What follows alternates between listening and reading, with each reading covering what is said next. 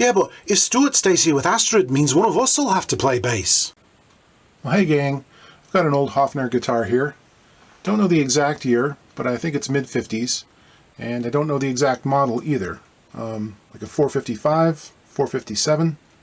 Some guitar geek will know. And it is in really nice shape. Some lovely vintage mother of toilet seat. This thing has no play wear. I think it's remained virtually untouched throughout its entire history.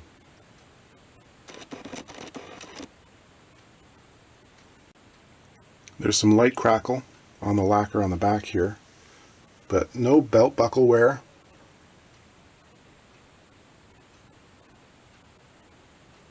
It's a gorgeous sunburst too. I really like this color. There's one little issue here.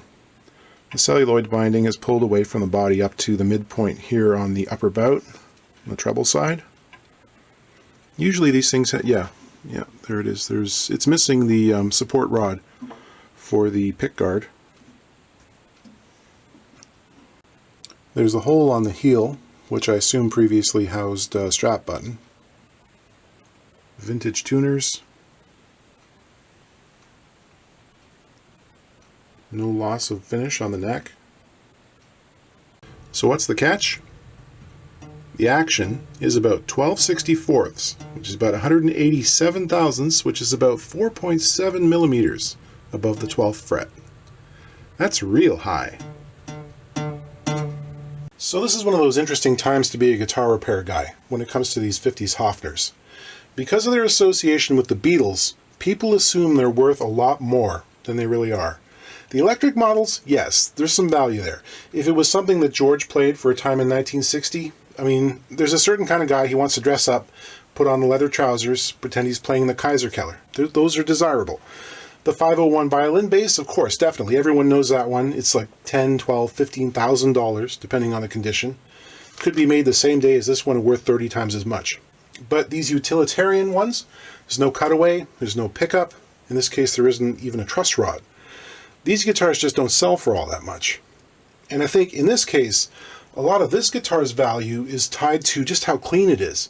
Its visual appeal. It's a really beautiful object, really untouched, and it's completely unplayable. Now there are a lot of things I can do to make it play well, but it would cost more in repair work than it would to buy it. So the effort outstrips the market value. And all those things that need doing, each of those bring along the possibility of damage at every step along the way in what is otherwise a really clean guitar. It wouldn't be original at the end of the day. Someone comes along, he's going to say, well, that's been changed, that's not the way it was. Well, what's going on here with that? So there's this really crazy balancing act you have to do. And this is different from that harmony we're working on right now, or some of those other guitars I've made videos about with a huge amount of work. It doesn't make sense. I get the comment all the time. It's like, is it worth it? And the answer is no, of course it's not. Unless you're trying to learn how to fix guitars. I'm not making those videos to show you what should be done in every case, but I'm sharing what it takes to learn about instrument repair. And in reality, if someone brings me a $500 guitar and asks me to do $1,100 worth of work on it, I need to look at that person really, really carefully, because they can be out to lunch. The perception can be so far off that their expectations of what is possible are too. These are at some point no longer a musical tool, and they're an object of desire. They're fetishized. And you're dealing with some weird psychology there. So learning how to read customers and who to say no to is just as important as the repair sometimes. The neck on this is warped upwards, just like in that harmony guitar we've been working on, and the relief is more than 25 thousandths in the center of the board, half a millimeter. It's quite bowed. People ask if that can be heat bent back into straightness, and yes, that is possible.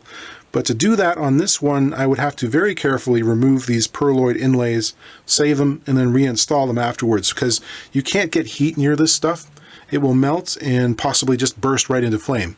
Like, the ignition point on celluloid is that low. Just removing them without damage isn't always the easiest thing either, right? And you can imagine your dismay if you mess one of these things up, because trying to find a replacement is going to be really, really tough. Nothing is going to look right, because it's aged in its own particular way.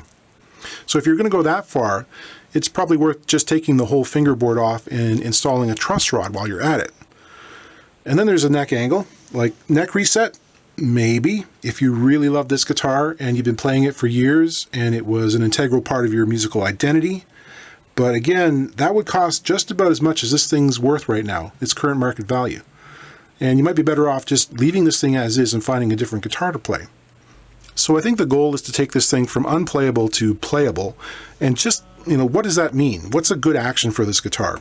Something to consider, a good action today is probably far lower than what this guitar had when it left the factory. So what seems simple, like just lower the action, that can be the first domino in a really, really long chain. So if we lower the action, we might then discover that the frets aren't level, a fact that's currently being obscured by the high setup. So sometimes it pays to check out the whole board in advance. With a fret rocker, just give yourself a jump start on the headache, because you're not just going to be lowering the action, you're also going to be doing fret work. And let's say we want to reduce the action to 6/64ths, 2.4 millimeters-ish, which could be reasonable. I mean, these things are, they're really designed for chunking out jazz chords, okay? And that's half the current action. So to lower it, we would have to remove the equivalent of the entire action height from the height of the bridge. It's almost 5 millimeters. Again, 12/64ths. That's a lot. I think we're lucky in this case because Hofner put on a full-size bridge. It's good and tall, and we can take it down a little without making it look too foolish. This calls into question whether it's okay to change a bridge like this. I like to think of archtop bridges sort of like tires on a car. They play an important role in handling and comfort and performance, but they are subject to wear. And if at some point they need changing or replacing, I don't think it makes a huge impact. I don't think we have to be too guilty about it. Have a look at the way the ends of the bridge are suspended above the soundboard. The top is sunk a bit from string tension, and I think the bridge went along with that and warped with it.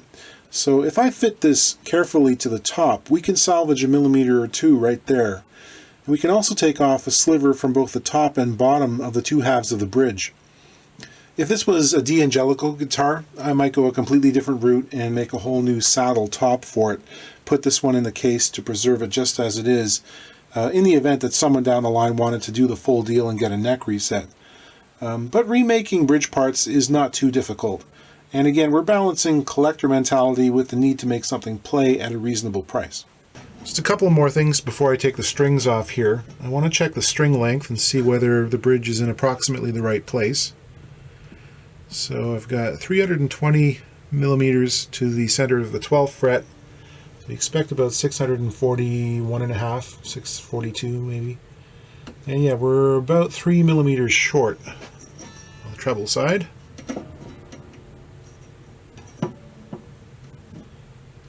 Same on the bass. So this bridge is, it's actually got to move towards the tailpiece some. That brings up the next question. Just looking at this old pickguard here, I mentioned that it was missing the support rod that runs to the side of the body. So it's kind of free floating at the moment. And I think at the very least we should probably put a little piece of rigid foam under there to provide more support, make it less likely to flop. And I'd actually worry about hitting this thing in the wrong way and maybe cracking something. But the way it's held to the guitar is actually two little nails. They're like wire brads. There's one that goes up into the fingerboard extension, and this guy here, which actually is nailed right into the base of the bridge. It runs through a little plastic sleeve here on the underside of the pickguard, and the head of the nail is actually under there. It's not on this side. So just looking at this thing, if I want to move the bridge back to get proper intonation, I think we're going to run out of room. I don't think that nail will be long enough. So I'll have to come up with some sort of alternate system for holding it in place. Thinking maybe I'll bore all the way through the bridge, and then I can put in a long, slender screw to just run it into a small block that I can super glue to the bottom side of the pickguard here. That'll make it easier, like it'll be accessible from this side, so it won't be such a nail biter when it comes time to take this thing apart, if the bridge ever needs to get moved again, for instance. Because everything here is, so fragile, it's kind of old and crispy, I don't want to break this. So I have to be really careful when I take it apart. Easier said than done.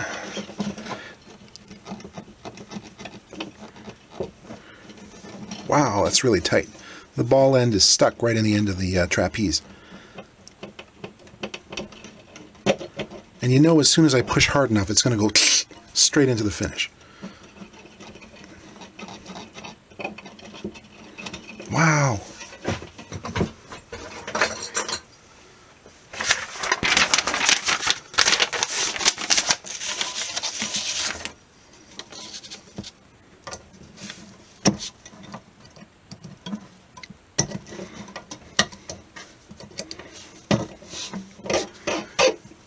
Jeepers.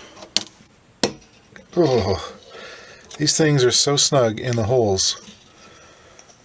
Makes you wonder whether the dimensions of the ball ends on strings have changed over the years.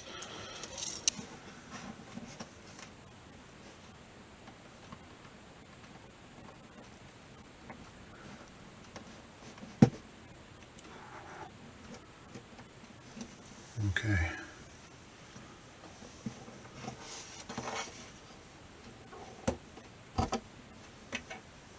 All right.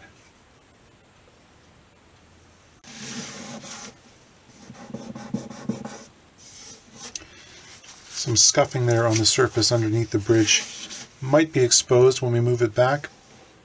Can't really be helped though. Yeah.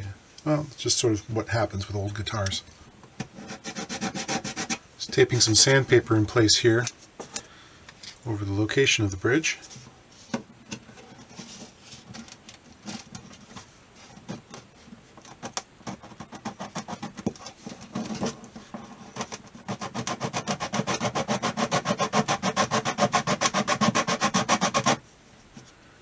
I can start sanding it. I'm going to put some pencil marks on the bottom of the bridge so I know how far I've come and where my contact is.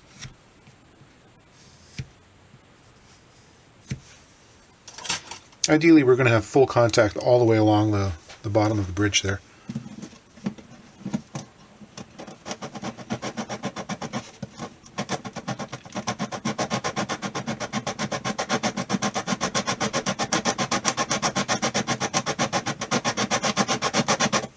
See that I'm only removing some from the inner portion here. It's because the top is sunk in that area.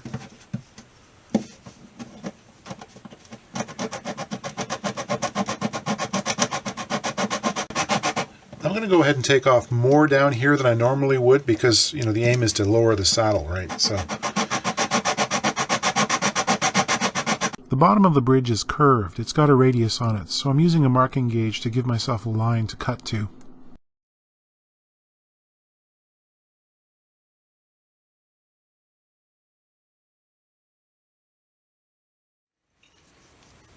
Okay, so I got that plane down. This is sort of a complementary curve in here. It's about a 20-inch radius curve on both the top and bottom parts, and I managed to keep that pretty consistent. But of course you can see that the screws now are a little bit too long. We're going to have to lose about 2 millimeters of those screws. I sanded down the bottom until it was basically flush with the screws on the inside, so if we take off 2 millimeters, we'll have enough adjustment to move up a little bit. I don't imagine we'll need it.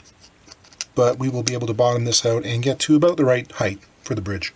The single greatest use for a Dremel tool, abrasive cutoff wheels. It's its real killer app.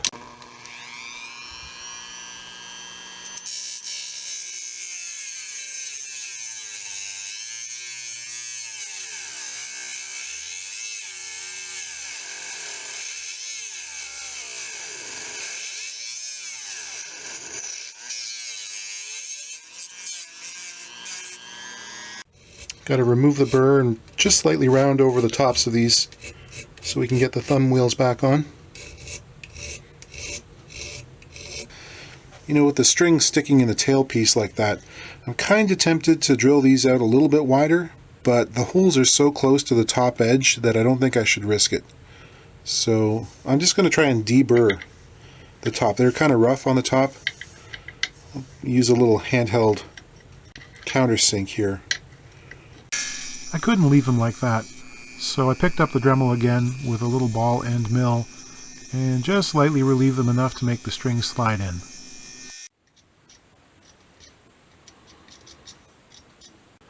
One of the inlays is lifting on the corner here, and your thumb would definitely catch it at some point and rip it up. So what I'm going to do is wax off around it put a capo on to clamp it down, and then get some super glue under there.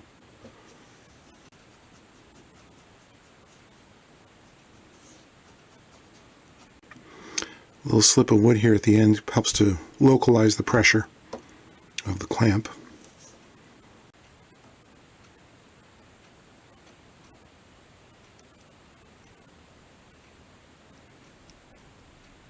I measured the fret height here in a number of places and was very pleasantly surprised, because not only are these things virtually unplayed, they're very tall. From the factory, these are 50 thousandths of an inch tall, that's great, because as you'll remember, there was going to be some spot leveling to do anyway. But in this case, I could also just level the whole thing, take maybe 10 thousandths of an inch off, end up with a perfectly acceptable fret height of 40 thousandths. No one's going to complain about that. And at the same time, dress out quite a lot of that extra relief we've got going on here. And it won't be perfect, but it'll be a lot better than it is now. So that's what I'm going to do. Got to remember to protect the 0 fret in this case. The nut came out by its own. It was very loose in there. But I don't want to level that down too far. I want to give myself some room to play in case I need to shift the nut height a bit.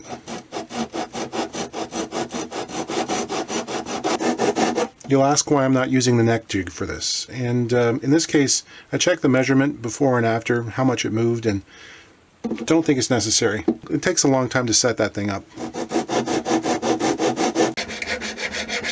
So at close to 110 thousandths wide by 50 thousandths tall, these are pretty much like modern jumbo frets, which you don't really expect to find in a guitar from the 50s, but I guess they were doing that.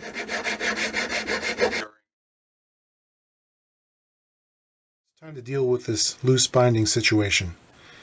Now, the traditional way to stick this stuff down is to use a cement that physically melts the surface of the plastic and welds it right into the wood. Duco cement is one of the brands. Sometimes people make their own by dissolving scraps of binding in acetone. That works great too for building a new guitar. It smells awful. I'm going to do something else that's completely different that will have a few people screaming at their monitor. The problem is, on a guitar like this that has a really nice pristine nitro lacquer surface, so any little goober that squeezes out can just melt that surface and mess it up completely. So you have to work ridiculously clean, because you don't want to turn a 1-hour job into 3 weeks of waiting for lacquer touch-ups to dry. There goes all the profit. The other thing is, I've seen this in a number of old repairs. Classic is where it starts to pull away from the tight part of the waist here. For some reason, replasticizing the old binding seems to really speed up the deterioration process. I've seen guitars that were re-glued like that, I know were 10 or 12 years previous. You look at it and most of the binding is just fine, but the spots that were stuck down again have turned into cheese. So I kind of want to avoid that if I can.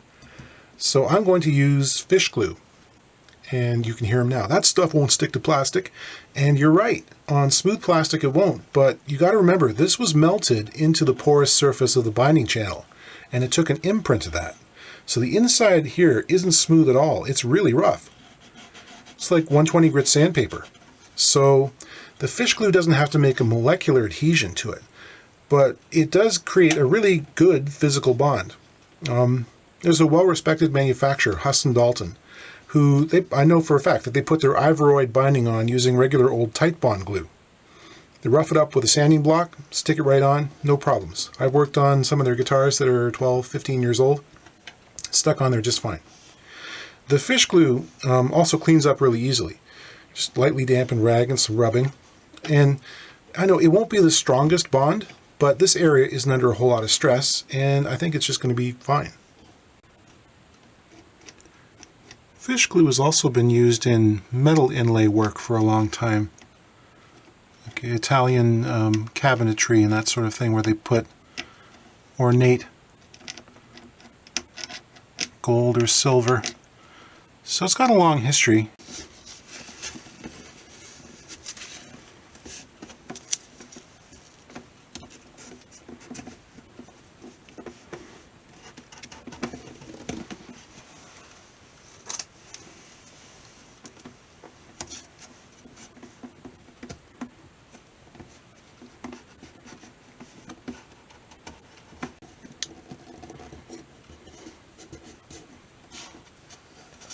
Don't want to leave that tape on there too long. 3 hours, I'll take it off. Just checking things out here for the attachment system. This is a P90 pickup screw. It's very long but very thin. I think that'll do well. And that should give us enough room. So I've got to bore out the hole here. Okay, that goes through nice and cleanly. Now I want to replace this little piece of plastic with a more substantial block of wood, something that I can run that screw into. And I think I'll also put a piece of this very thin surgical tubing on there as well to act kind of as a spring and also protect the surface of the plastic and, you know, just make it look a little more classy. Just going to be a process of slowly and carefully paring it away.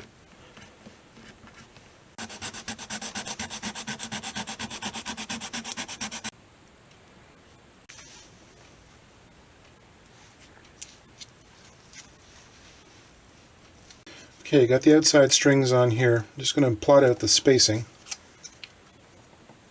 And I'm also marking where I'm going to drill a hole for the support block for the screw here. Okay, I've marked the bridge location for proper intonation of the outside strings. And I've got 2 little pieces of double stick tape. Very thin, very sticky stuff on the underside of the feet. And now that's not going to go anywhere, and it's locked in place basically.